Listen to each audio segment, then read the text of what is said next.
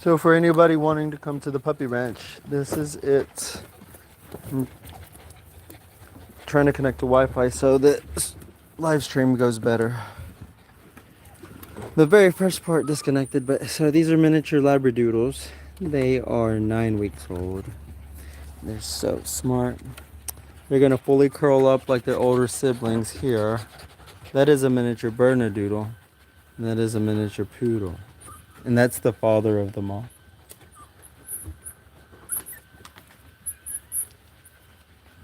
So for anybody wanting to come to the puppy ranch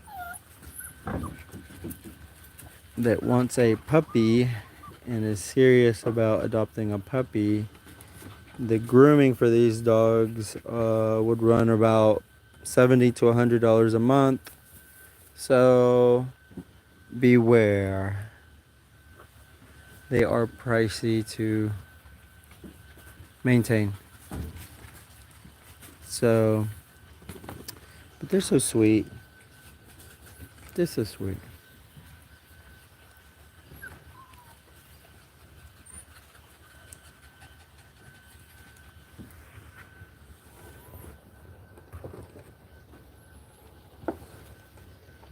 This little guy. Look at this little guy. Oh, his name is Rosie Boy. I can tell by his nose. He's very sweet. He's smart. He actually rides on the back of my motorcycle. I put him in a hard case backpack, and him and his brother ride. They ride really well too. So they've never whined during the ride, is what I mean by that.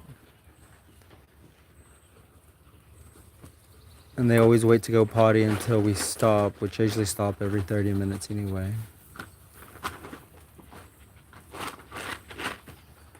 So that's a miniature poodle, miniature Bernedoodle, miniature Labradoodle.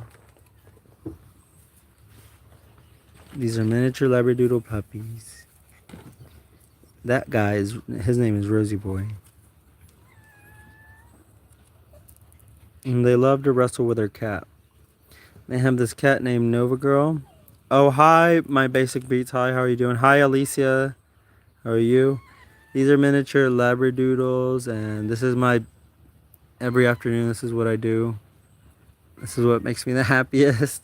Letting them out, running around and go play. And so I have miniature Bernedoodles. That's a miniature Poodle. He's the dad. These are miniature Labradoodles. These are the puppies. Oh, Nicholas, no, they're not worth a lot. I wouldn't say a lot. A lot is the maintenance, Nicholas. So the maintenance is about $100 a month, and to have them groomed and their medication and all that. So these are miniature Labradoodle. That's a miniature Labradoodle. This is one of the mothers. She's a purebred miniature Labradoodle. So she just, and this is one of the fathers. This is the father to them all. Are the Fluffy Moral franchise worth money? I'm not sure what Fluffy Moral franchise worth money. I'm not sure. I know it's a lot of money to maintain them. Hi Isaac, how are you? Good afternoon. And it is, so I'm just letting you know that to maintain these puppies, I try to groom one every day. Like after I come home from work, I'll groom one. I'll give them one a bath. So I have a cycle. I have a system. So it's a lot of work, but it's really rewarding because I mean they're really behaved. So when I give them a bath, that day they'll spend some time with me, like one-on-one, and I can train them, and they're not so distracted. Because so if I were to try to train anybody here, they're not really going to want to listen, because everyone's trying to make a name for themselves in the pack, and they